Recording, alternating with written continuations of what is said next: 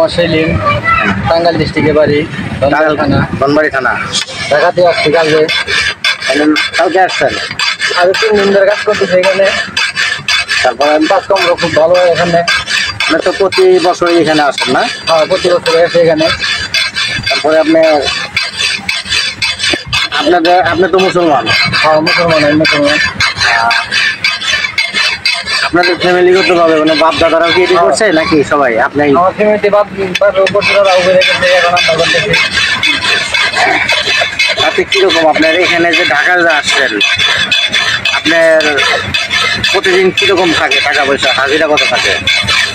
থাকে, ভালোই থাকে। আপনি আমাদের সিজন ধরে বড় সিজন তো হাজিরা 2,500 থাকে।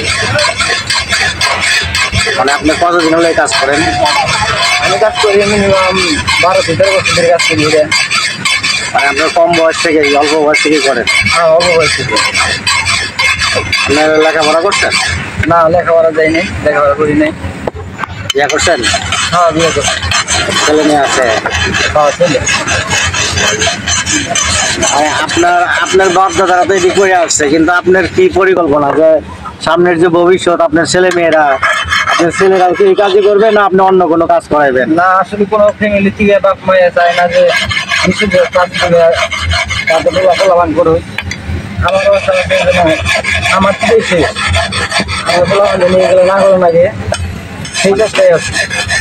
মানে পোলারাও যেন অন্য কাজে বা ভালো কোনো একটা পজিশনে দাঁড়ায়। হ্যাঁ, ইনশাল্লাহ আপনারাও দোয়া করবেন।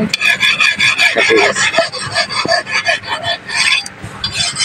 আপনারা কয় ভাই বোন? বোন নাই, 5 ভাই। 5 ভাই কি করে, মানে হারাই কাজই করে? না, এক বোনে এক কাজ করে।